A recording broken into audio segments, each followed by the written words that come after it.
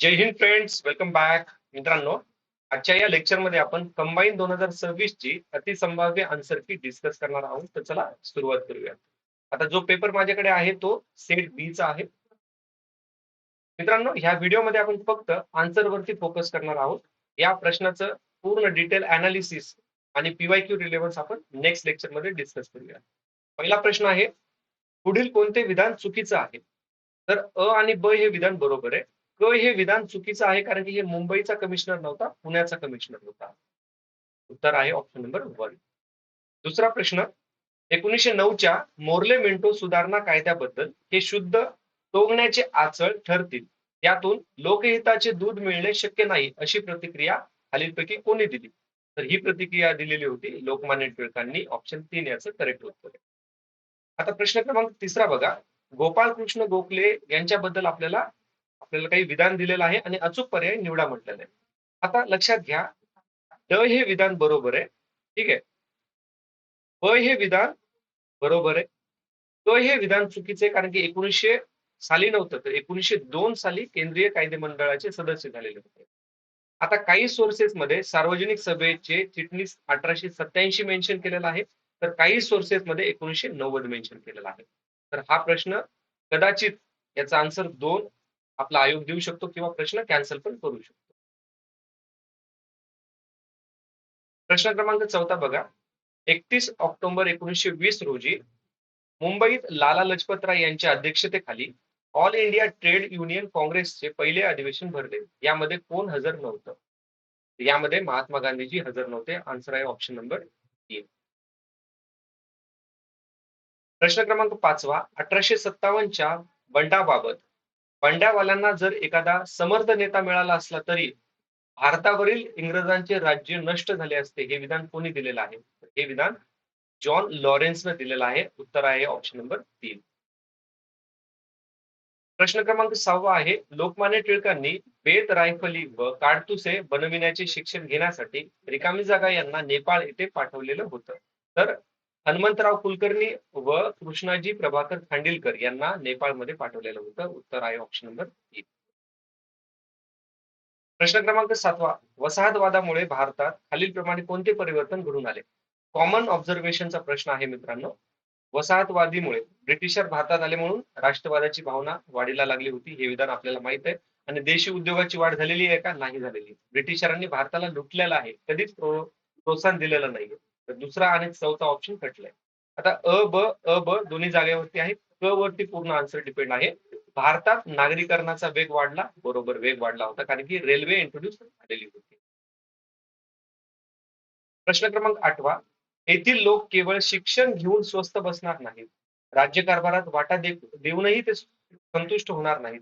किंबहुना सर्वच राज्यकारभारावर आपला हक्क प्रस्थापित करू पाहतील, असे रिकामी जागा यांना पाठविल्या पत्रात म्हटलेलं आहे. तर माउंट स्टुअर्ट एल्फिन्स्टन याने बोर्ड ऑफ डायरेक्टरला जे पत्र पाठवलं होतं त्याच्यामध्ये याचा उल्लेख केलेला आहे. आन्सर आहे ऑप्शन नंबर 2. प्रश्न क्रमांक 9, खालील माहितीवरून समाज सुधारक ओळखा. ते एल्फिन्स्टन कॉलेजमध्ये असिस्टंट प्रोफेसर होते.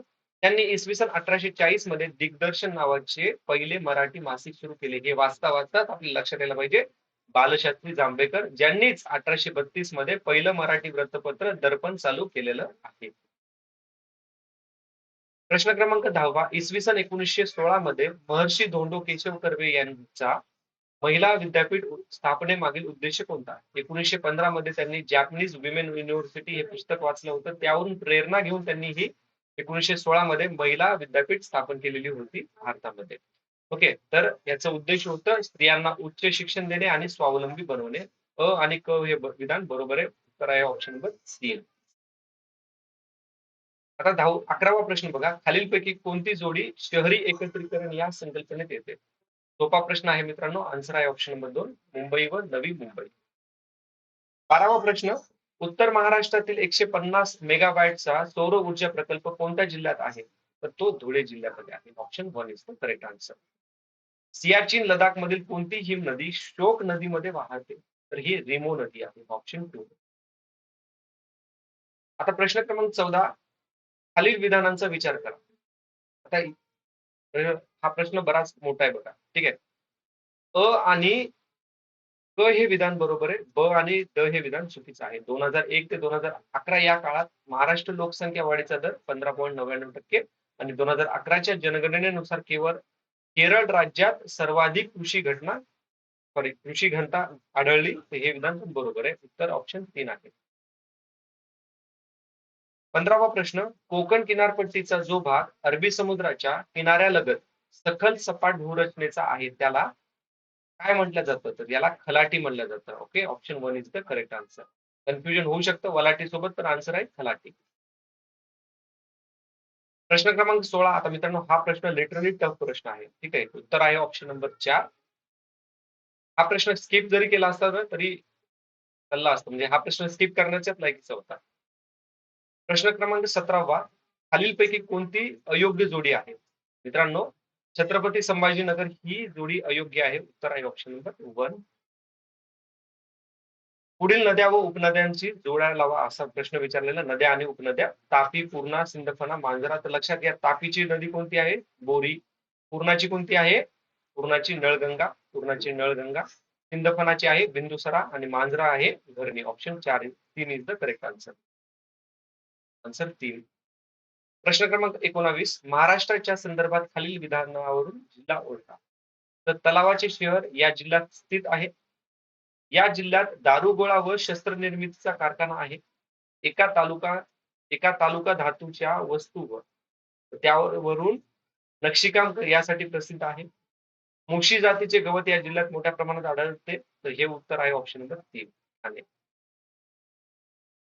लक्षात घ्या इथं तलावाचे शहर म्हणलेलं आहे. ओके.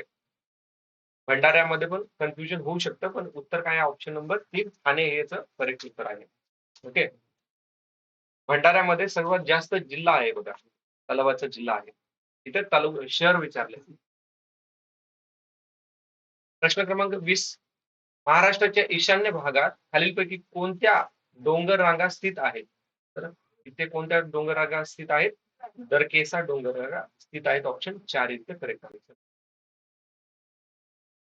आता 21वा प्रश्न बघा. बहुराष्ट्रीय कंपन्यांच्या विस्ताराबाबत आणि व्यापारी डावपेचाबाबत खालीलपैकी कोणतं विधान बरोबर आहे? कॉमन लॉजिक लावायचं आपल्याला याच्यामध्ये. लक्षात घ्या.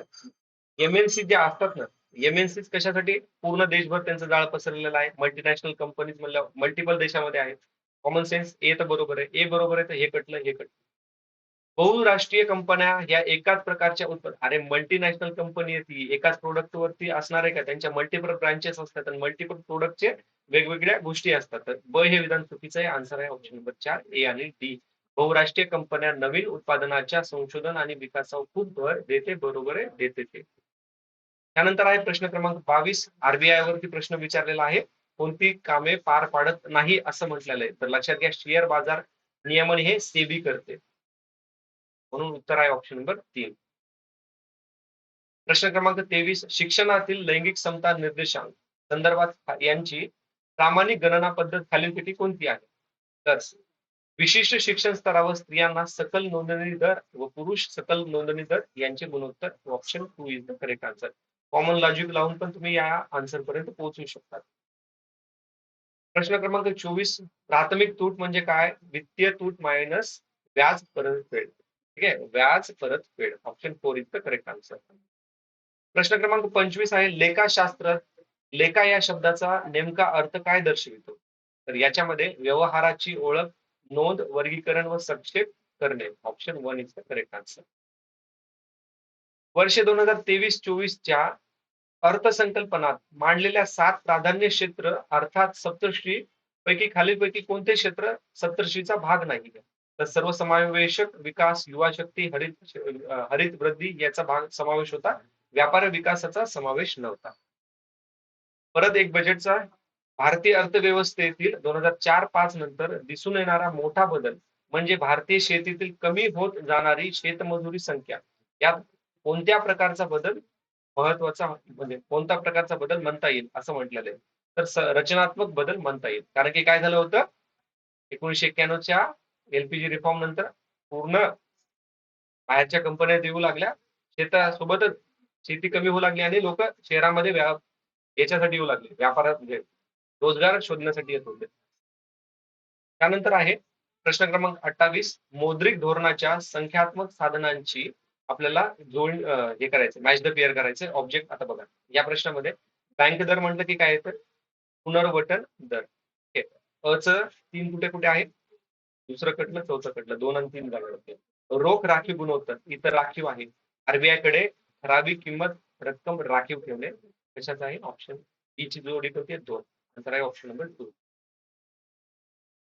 भारतात राष्ट्रीय उत्पन्नाचे मापन करताना कोणत्या मर्यादा अडचणी निर्माण होतात? लक्षात घ्या, ब ड हे विधान बरोबर आहे. मौद्रिक क्षेत्राचे उत्पादन याच्यामध्ये अडचण निर्माण होत नाही, हे पूर्ण रेकॉर्डेड असतं. म्हणून उत्तर आहे ऑप्शन नंबर 3, ब ड. प्रश्न क्रमांक 3, खालील विधाने विचारात घ्या. राष्ट्रीय उत्पन्न ही एक साठा संकल्पना आहे. स्थूल राष्ट्रीय उत्पादनातून घसारा वजा केल्यास ही राष्ट्रीय उत्पन्नाची रक्कम मिळणे, तिला निव्वळ राष्ट्रीय उत्पन्न असे म्हणतात. हे विधान बरोबर आहे. राष्ट्रीय उत्पन्नाचे मोजमाप करता वस्तू व सेवांच्या उत्पादनाचे दुहेरी मोजमाप टाळले जाते, हे पण विधान बरोबर आहे. ब आणि क हे विधान बरोबर आहे. Option 3 is the correct answer. हे विधान चुकीचे आहे. प्रश्न क्रमांक 31, खालील विधाने विचारात घ्या. 2023-24 या कालावधीत औद्योगिक उत्पादनाच्या निर्देशकानुसार औद्योगिक उत्पादनात आता हे 5.8% वाढलेली आहे, हे विधान बरोबर आहे. इथं 13% नाहीये तर 7.5% नोंद केलेली आहे. ब हे विधान चुकीचं. उत्तर काय, ऑप्शन नंबर 1. प्रश्न क्रमांक 32 आता लक्षात घ्या. पहिलं विधान बरोबर आहे, दुसरं विधान चुकीचं आहे. 1980 पासून सुरू करण्यात आलेले आहे राष्ट्रीय ग्रामीण रोजगार कार्यक्रम. प्रश्न क्रमांक 33, डॉक्टर एस महेंद्र देव आणि सी रवी यांनी दारिद्र्य रेषेखालील लोकसंख्येची गणना रिकामजागा या खर्चांच्या आधारे करण्याचा प्रयत्न केलेला आहे, तर त्यांनी आरोग्य आणि शिक्षण यांच्या आधारे केलेला आहे. ऑप्शन 3 याचं करेक्ट उत्तर आहे. आता हा प्रश्न क्रमांक 34 इझी प्रश्न आहे. लोकसंख्येचा लाभांश या संकल्पनेत लाभांश काय आहे, तर काम करणाऱ्या वयातील वाढलेली लोकसंख्या 15 ते 59 मधली. प्रश्न क्रमांक 35, अर्थसंकल्पनातील विकारेतर खर्चामध्ये खालीलपैकी कशाचा समावेश होतो? तर याच्यामध्ये पेन्शन, व्याजाची परतफेड आणि प्रशासकीय सेवा यांचा समावेश होतो, शिक्षणाचा समावेश होत नाही. उत्तर आहे 2. 36वा प्रश्न आहे, महाराष्ट्र भूषण पुरस्कार विजेत्यांना आता आपल्याला वर्ष म्हणजे काय म्हटलंय, सर्वात जुना पहिल्यांदा व सर्वात नवीन शेवटी असं म्हटलेलं आहे. तर उत्तर आहे ऑप्शन नंबर 4. आता खानमिको हे कशाच्या संदर्भात आहे, शिक्षणाच्या संदर्भातलं एआय ऍप आहे. 38वा प्रश्न, खालीलपैकी कोणती बाब ही उभ्या शेतीचा म्हणजे व्हर्टिकल फार्मिंगचा फायदा नाहीये म्हटलेलं आहे, फायदा नाही म्हटलेलं आहे, तर शेतीयोग्य जमिनीवर अवलंबित व वाढविणं हा फायदा नाहीये. आन्सर आहे ऑप्शन नंबर 3. आता प्रश्न क्रमांक 39, बेटी बचाओ बेटी पढाओ सोपा प्रश्न आहे. उत्तर ऑप्शन नंबर 2, लिंग समानता व मुलींचे शिक्षण. मिशन शक्ती ही महिला सक्षमीकरणासाठी संबंधित आहे. ठीक आहे, ऑप्शन 2 याचं करेक्ट उत्तर आहे. आता यामध्ये कन्फ्युजन होऊ शकतं शुभांशु शुक्ला यांच्यामध्ये, पण लक्षात घ्या इथं उद्योजक पण म्हणलेला आहे. तर आहे ऑप्शन नंबर 3, गोपीचंद छोटाकुडा. 42वा प्रश्न, भारतात 2024च्या सार्वत्रिक निवडणुकीची आता बघा हा प्रश्न क्वाईट टफ होता, कारण की एवढा जुना डेटा आपल्याला लक्षात राहत नाही. उत्तर आहे ऑप्शन नंबर 2, 800. आता लिगो हा एक खेळ आहे, तर ह्या खेळाची मूळची म्हणजे कोणत्या कंट्रीमध्ये ओरिजिन झालेला होता असं विचारलंय, तर हा डेन्मार्क मध्ये ओरिजिन झालेला गेम आहे लिगो. त्यानंतर प्रश्न क्रमांक 44, खालीलपैकी कथन ओळखा, करेक्ट कोणते विचारले आपल्याला, तर हे दोन्ही विधान करेक्ट आहेत. आन्सर आहे ऑप्शन नंबर 3. ओके. प्रश्न क्रमांक 45, दुष्काळ सहन करणारी रिकामजागा जात सादर करण्याच्या यशस्वी प्रयत्नासाठी डॉक्टर स्वाती नायर यांना नॉर्मन बोरलॉग पुरस्काराने सन्मानित करण्यात आलेलं आहे. तर उत्तर आहे सहभागी आणि तांदूळ. Option 2 is the correct answer. 47वा प्रश्न आहे, 17व्या ब्रिक्स शिखर परिषद 2025 मध्ये लक्ष केंद्रित केलेले विषय कोणते आहेत? तर ब आणि ड हे विधान बरोबर आहे. क हे विधान चुकीचं आहे, सामाजिक विषमतेला संबोधलेलं नाहीये. हे बाकीचे 3 स्टेटमेंट बरोबर आहेत. Option 3 is the correct answer. ठीक आहे. ब्रिक्स वरती राज्यसेवेमध्ये पण प्रश्न विचारलेला होता. प्रश्न क्रमांक 47 खालीलपैकी योग्य कथने ओळखा. UNV बाबत आपल्याला विचारले, तर लक्षात घ्या हे तिन्ही विधान बरोबर आहेत. आन्सर आहे ऑप्शन नंबर 4. 48वा प्रश्न, रिकाम जागा यांनी एप्रिल 2024 मध्ये अधिकृतपणे आयर्लंडचे सर्वात तरुण पंतप्रधान म्हणून डब्लिन मध्ये पदभार स्वीकारला. तर यांचं नाव आहे सायमन हॅरिस. Simon Harris. खालीलपैकी कोणाला जंगलाचा विश्वकोश, आता आपल्या सर्वांना माहिती आहे ऑप्शन 4 तुळशी गौडा, आणि न्यूज मध्ये पण त्या होत्या. प्रश्न क्रमांक 50, खालीलपैकी कोणत्या सरकारी संस्थेने नवी दिल्ली येथे दहशतवाद विरोधी परिषद म्हणजेच काय अँटी टेरर कॉन्फरन्स 2024 आयोजित केली होती? तर नॅशनल इन्व्हेस्टिगेशन एजन्सी NIA ने आयोजित केलेली होती. ऑप्शन 3. आता प्रश्न 51वा पॉलिटीचे प्रश्न चालू झालेले आहेतच. पहिला प्रश्न फार सोपा आहे. उत्तर आहे ऑप्शन नंबर 1 सर्वोच्च न्यायालय. यांना अधिकार कशाचा असतो? कोर्ट ऑफ रेकॉर्ड्स असतो. अजून कोणाला असतो? हायकोर्टाला पण असतो. 226. आता प्रश्न 52वा, आता ग्रामपंचायत खालीलपैकी कोणते शुल्क वसूल करू शकते? सगळ्यांना माहिती आहे घरपट्टी. Option 2 is the correct. Custom duty काय असणार आहे का? नाही. घरपट्टी इझी प्रश्न आहे. 53वा प्रश्न हा पण इझी प्रश्न आहे. उत्तर आहे ऑल ऑफ द अबव. 12व्या अनुसूचीबद्दल नगरपालिकेमध्ये विचारलेला आहे. 54वा प्रश्न आहे आता संविधानातील अनुच्छेद 368 अंतर्गत आपली जी प्रियांबल आहे ना तिची दुरुस्ती करता येते का? हा प्रश्न ऐतिहासिक केशवानंद भारतीय खटल्यात 1973 पहिल्यांदा उपस्थित झाला. बरोबर आहे. आणि पहिल्यांदाच हे एकदाच याचं अमेंडमेंट झालेलं आहे. हे पण विधान बरोबर आहे. दोन्ही स्टेटमेंट बरोबर आहेत. Option 3 is the correct answer. आता हा प्रश्न क्रमांक 55, केंद्र राज्यांच्या प्रशासकीय संदर्भात जोड्या जुळवा. तर लक्षात घ्या मित्रांनो, याच्या आधी ना एक्झामिनरने 256 आणि 257 विचारलं होतं, पण त्यावेळेस 112 आणि कलम नंबर 112 आणि 280 ऑप्शन मध्ये होतं. त्याहून आपण उत्तर काढलेलं आहे. ट्रिकच्या व्हिडिओमध्ये मी तुम्हाला सांगितलेलं पण होतं. तर याचं उत्तर काय आहे? 256 म्हणलं की काय? राज्य व केंद्राचे दायित्व एकाच जागेवर आहे. च 2. Option 2 is the correct answer. प्रश्न क्रमांक 56 आता आपल्याला DPSP वरती विचारलेला आहे. खालीलपैकी कोणते तत्व भारतीय राज्यघटनेतील राज्य धोरणाच्या मार्गदर्शक तत्वाचा भाग नाही म्हटलेलं आहे? तर लक्षात घ्या शांततेने व शस्त्रशिवाय एकत्र जमण्याची परवानगी हे DPSP चा भाग नाही. Option 3 is the correct answer. राज्य लोकसेवा, आता बघा हे इझी प्रश्न आहे. राज्य लोकसेवा आयोगाच्या सदस्यांना काढून टाकता येते, तर हे कोण काढू शकतं? तर इथं 2 आन्सर आहे. Option number 2 is the correct answer. सर्वोच्च न्यायालयाने केलेल्या चौकशीनंतर राष्ट्रपती त्यांना काढू शकतात. Option 2 is the correct answer. त्यानंतर आहे भारतीय संविधानाच्या सरनाम्याची सुरुवात आम्ही भारतीय लोक अशी केलेली आहे. हे आपण सरनामा आपण कोणाकडनं बॉरो केलेला आहे? अमेरिकेकडनं बॉरो केलेला आहे. इझी प्रश्न ऑप्शन 4. सरपंच आणि उपसरपंच यांच्या विरुद्ध अविश्वासाचा ठराव मांडण्यापूर्वी किमान 1/3 सदस्यांना सहीचे तपशा प्रस्तावाची सूचना कोणाला द्यावी लागते? तर तहसीलदाराकडे द्यावी लागते. आन्सर आहे ऑप्शन नंबर 2. 60वा प्रश्न आहे आपल्याला विचारलाय त्यांनी DPSP वरतीच. राज्य धोरणाच्या मार्गदर्शक तत्वाबाबत खालीलपैकी योग्य कथने ओळखा. तर हे चारीच्या चारी विधान बरोबर आहे. Option 4 is the correct answer. खालीलपैकी काय भारतीय संविधानाच्या कलम 23 मध्ये समाविष्ट नाही? तर बालमजुरी बंदी हे समाविष्ट नाही. कलम 23 च पूर्ण अनालिसिस आपण नेक्स्ट व्हिडिओ मध्ये बघणारच आहोत. ठीक आहे. आता प्रश्न क्रमांक 62 1947 चा आपला इंडिपेंडन्स ऑफ इंडिया ऍक्ट मध्ये काय स्थिती होती यावरती प्रश्न विचारलाय. अ आणि ब हे विधान बरोबर आहे. क हे विधान चुकीचं आहे. डॉक्टर रवींद्र प्रसाद नाहीये इथे. ठीक आहे. प्रश्न क्रमांक 63 भारतीय राज्यघटनेतील कोणत्या कलमानुसार प्रत्येक घटक राज्यात विधानसभा निर्माण केली जाते? 170. Option 1 is the correct answer.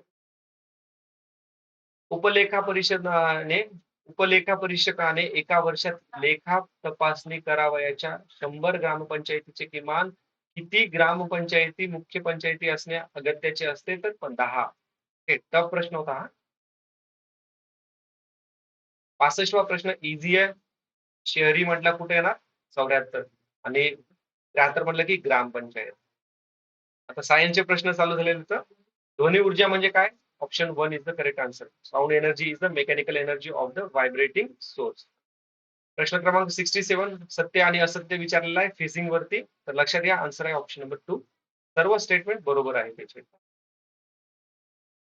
प्रश्न क्रमांक 68 आपल्याला योग्य उत्तर ओळखा असं म्हटलेलं आहे. तर मित्रांनो लक्षात घ्या, दुसरं स्टेटमेंट बरोबर आहे आणि ऑप्शन मध्ये असं कुठंच ऑप्शन दिलेलं नाहीये की फक्त ओन्ली 2 इज करेक्ट आहे. ठीक आहे. त्यामुळे हा प्रश्न कॅन्सल होण्याची शक्यता होऊ शकतोच आहे. ठीक आहे. 99%. 1% आयोगाचं काही सांगू शकत नाही. खालीलपैकी कोणती मूलद्रव्य आवर्तन सारणी मधील पी गणात समावेश होतं? Which of the following element belong to the P block in the modern periodic table? तर indium ion is the part येतो. Option 3 is the correct answer. नंतरचा आपल्याला त्यांनी काय म्हटलेलं आहे, how many neurons are there in atom of युरेनियमच्या याच्यामध्ये? तर ब आणि ब मायनस अ असं करावं लागतं. आन्सर आहे ऑप्शन नंबर 1. थोडासा एक्झामिनरनं फिरून हा प्रश्न विचारलेला आहे. नेहमी एवढा फिरून प्रश्न विचारत नाहीत. म्हणजे एक काइंड ऑफ क्वेश्चन टफ होता म्हणू शकतो. प्रश्न इझी आहे 71वा. हार्मोनाइट पासून कोणते धातू? लोखंड, iron. Option 4 is the correct. प्रश्न क्रमांक 72. डिप्लोडोनस कोणत्या सब ऑर्डरशी संबंधित आहे? तर हे सोरोपोडा यांच्याशी संबंधित आहेत. Option 3 is the correct answer. खालीलपैकी कोणता कोलेंड्रेटा फायलमशी संबंधित नाही? कोलेंड्रेटा फायलमशी संबंधित नाहीये समुद्री काकडी. Option 3 is the correct answer. खालीलपैकी कोणते अभयचर प्राणी आंधळे आहेत? सिसिलियन आंधळा नाहीये. ऑप्शन सॉरी आंधळा आहे. Option 3 is the correct answer. बेंडकाला डोळे आहेत, सॅलमेंडरला डोळे आहेत, टॉडलला पण डोळे आहेत. टॉडलच्या नंतर सॅलमेंडर, त्याच्यानंतर बेंडूक असं त्यांची प्रोग्रेस होते. लिंबूवरील कंकर रोग हा कॅल्वेरिया मायक्रोफॅला या रोगाबाबत मूळ होतो. ठीक आहे. Sorry for the pronunciation. Option 3 याचं उत्तर आहे. 75चा लक्षात घ्या, इथे लोम माती वनस्पतीच्या जोमदार वाढीसाठी सर्वोत्तम मृदा आहे. कन्फ्युजन होऊ शकतं चिकन मातीमध्ये, पण उत्तर आहे ऑप्शन नंबर 3 लोम माती. माती आता बघा इथे काय म्हणले, मातीचा मृदेचा उपजाऊ स्तराचा नुकसान, अरे सॉइल इरोजन आहे, आणि इथं दुधात जनन म्हटलेलं आहे, आणि इथं मातीच्या निर्मितीची प्रक्रिया, आणि प्रश्न विचारलेला आहे लॉस मधलं विचारलेला आहे. Option 3 is the correct answer. Common logic ना आन्सर पर्यंत पोहोचू शकतो. 78चा इझी प्रश्न आहे. उत्तर आहे ऑप्शन नंबर 4 पिंडी. 79 आता लक्षात घ्या, किडा फॅट सोल्युबल आहे तर बाकीचे वॉटर सोल्युबल आहे. Option 3 is the correct answer. 80वा प्रश्न याचं आता बघा, answer 3 is the correct answer. All of the above is the correct answer. Option 3. आता मॅथचे प्रश्न आहेत. मॅथचे डायरेक्ट मी तुम्हाला आन्सर सांगेल. 81 प्रश्नाचं उत्तर आहे ऑप्शन नंबर 2. 82चं उत्तर आहे ऑप्शन नंबर 2 250.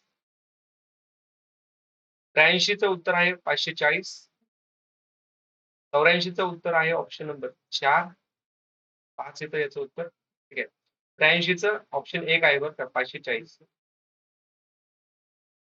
85चं उत्तर ऑप्शन 4. 86चं उत्तर आहे ऑप्शन नंबर 2. 87चं उत्तर आहे ऑप्शन नंबर 2 200 मीटर. 88चं उत्तर ऑप्शन नंबर 2च आहे 160. 89चं उत्तर आहे 34 तास. ऑप्शन 4. 90चं उत्तर आहे ऑप्शन नंबर 4 7000. 91चं उत्तर आहे ऑप्शन नंबर 4. 92 option 3 west. 93चं उत्तर आहे ऑप्शन नंबर 4. इझी आहे हा पण. 94 टाइम टेकिंग प्रश्न आहे. Option 2 is the correct answer. 3 kilometre. 95 प्रश्नाचं उत्तर आहे ऑप्शन नंबर 4. इझी प्रश्न आहे हा पण, कॉमन लॉजिक नाही. काळी माती कापसाची रेगूर. रेगूर म्हणलं काय, बेसॉल्ट. बेसॉल्ट म्हणलं काय, डेक्कन प्लॅट्यू. डेक्कन प्लॅट्यू किती पर्सेंट महाराष्ट्रात व्यापतो? ठीक आहे. त्यानंतर 96चं उत्तर आहे ऑप्शन नंबर 1 इतिहास. 97चं उत्तर आहे ऑप्शन नंबर 1 48. 98 ओके. 97चं उत्तर आहे 48. 98चं उत्तर आहे ऑप्शन नंबर 3 65. 90चं उत्तर आहे ऑप्शन नंबर 3 525. 100चं उत्तर आहे option number 3. Okay. So that's it मित्रांनो. आता आपण नेक्स्ट लेक्चर मध्ये डिटेल अनालिसिस करूयात, आणि प्रश्न पीवायक्यू मधून खरंच आलेले होते का, कुठे ट्रॅप वापरता आला होता, हे सर्व डिस्कशन आपण नेक्स्ट लेक्चर मध्ये करूयात. तुमचा स्कोर किती झालेला आहे प्लीज कमेंटमध्ये मेन्शन करू शकता तुम्ही. ठीक आहे. Thanks for watching. See you in next video. जय हिंद.